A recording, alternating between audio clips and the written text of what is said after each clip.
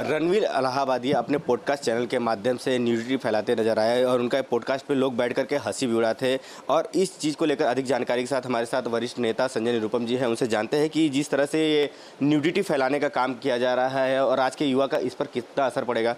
Sir, सबसे पहले स्वागत है आपका न्यूज़ नेशन में। क्या कहेंगे ये जो रणवीर इलाहाबादिया है जिन्होंने पॉडकास्ट के चैनल के माध्यम से ये न्यूडिटी फैला रहे हैं, क्या कहेंगे इस पर?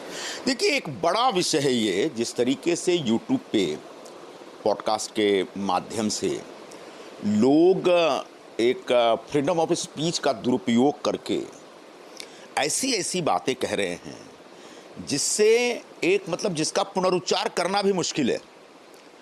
ऐसे पॉडकास्ट या ऐसे सोशल मीडिया के जो इन्फ्लुएंसर्स हैं उनके ऊपर नज़र रखने के लिए, उनको चेक करने के लिए एक मैकेनिज़्म डेवलप करने की आवश्यकता है। इस व्यक्ति जो रणवीर है, इसके खिलाफ तो एफआईआर हो चुका है और पुलिस को अपनी कार्रवाई करनी पड़ेगी और पुलिस कार्रवाई करेगी। लेकिन इस तरीके के और भी जो तमाम लोग हैं ना, उन लोगों को भी रोकने और उनको चेक करने का एक मैकेनिज़्म डेवलप होना चाहिए और इसके लिए सरकार को तत्काल एक व्यवस्था बनानी पड़ेगी।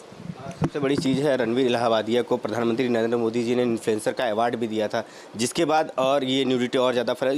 युवाओं के ऊपर इसका क्या असर पड़ेगा? देखिए, जो बार बार आप लोग कह रहे हैं कि प्रधानमंत्री जी ने इनको अवार्ड दिया था, ऐसे अपने देश में या देश से बाहर भी जो तमाम इन्फ्लुएंसर्स हैं उनको बुलाया गया था। और ठीक है, उनका एक अपना प्रभाव है, उनकी एक फॉलोइंग है और उस फॉलोइंग का सम्मान होना चाहिए। लेकिन उन व्यक्तियों को यह भी एहसास दिलाना पड़ेगा कि जो तुम्हारे फॉलोअर्स हैं वो उनके बीच तुम ये न्यूडिटी मत फैलाओ। अगर तुमको रोल मॉडल मानते हैं और तुमको अपना आदर्श मानते हैं और तुम्हारे हिसाब से तुम्हारी बातों को से प्रभावित होते हैं, तो निश्चित तौर पर तुम्हारी भी एक जिम्मेदारी बनती है कि वही बातें बोलनी है, ऐसी ही बातें बोलनी है जिससे समाज में एक सकारात्मक और एक सही दिशा में लोग आगे बढ़ें। रह गई बात, और दूसरा सवाल क्या था आपका? उनको अवार्ड दिया गया और दूसरा, इस तरह से जो न्यूडिटी फैला रहे हैं तो युवाओं पर क्या असर पड़ेगा? युवाओं पर तो निश्चित तौर पर बुरा असर पड़ेगा। युवाओं से ज़्यादा तो बच्चों की हालत ख़राब है, क्योंकि क्या हो रहा है, यूट्यूब जैसे जो चैनल हैं उनका एक्सेस एकदम फ्री है और ईजी है। तो छोटे छोटे बच्चे अपने मोबाइल पे यूट्यूब के ज़रिए इस तरह के कार्यक्रमों को देख रहे हैं, पॉडकास्ट को देख रहे हैं, सुन रहे हैं और तालियां बजा रहे हैं। तो ये जो एकदम से कोमल भावना वाले लोग हैं उनके ऊपर बहुत बुरा असर पड़ रहा है। इसलिए समाज को एक स्वस्थ वातावरण बना के रखने के लिए निश्चित तौर पर इनके खिलाफ कार्रवाई होनी चाहिए, इनको रोकना चाहिए। सबसे बड़ी चीज़ है सर कि जो युवा है जो इन पॉडकास्ट को देखते हैं उनके साथ बैठ करके तालियां भी बजा रहे हैं और ऐसे अभद्र भाषाओं का इस्तेमाल भी कर रहे हैं, तो सरकार को किस तरह से ध्यान रखना चाहिए और क्या ऐसे जो पॉडकास्ट है उन पर रोक लगानी चाहिए? देखिए, मैंने कहा ना आपको कि अभी हमारे यहाँ टेलीविज़न या फिर जो क्या नाम है, सिनेमा है, उसके लिए एक सेंसर की व्यवस्था है। और हमारे सहयोगी रामकुमार गुप्ता भी हमारे साथ जुड़ चुके हैं, जिन्होंने संजय निरुपम से बात भी की और उन्होंने भी इस चीज का जिक्र करते हुए कहा है कि कार्रवाई तो अब निश्चित तौर पर होगी।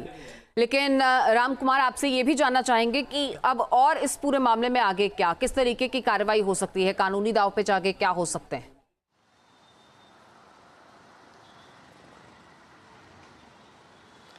जी, मैं बताना चाहूँगा, रणवीर इलाहाबादिया के ऊपर मुंबई पुलिस ने एफआईआर दर्ज कर लिया है और दर्ज करने के बाद जो मामले की जांच कर रही है। सबसे बड़ी चीज़ है कि जिस तरह से ये पॉडकास्ट के जरिए अश्लीलता फैला रहे हैं, इससे जो युवा समाज है काफ़ी उस पर असर पड़ रहा है, जिसको लेकर अब राजनीति होनी शुरू हो गई है और राजनीति के दबाव में रणवीर इलाहाबादिया के ऊपर यह मामला दर्ज किया गया। मामला दर्ज करने के बाद अब मुंबई पुलिस उनको बयान के लिए लेके आएगी या गिरफ्तार करेगी, ये जाँच का विषय है।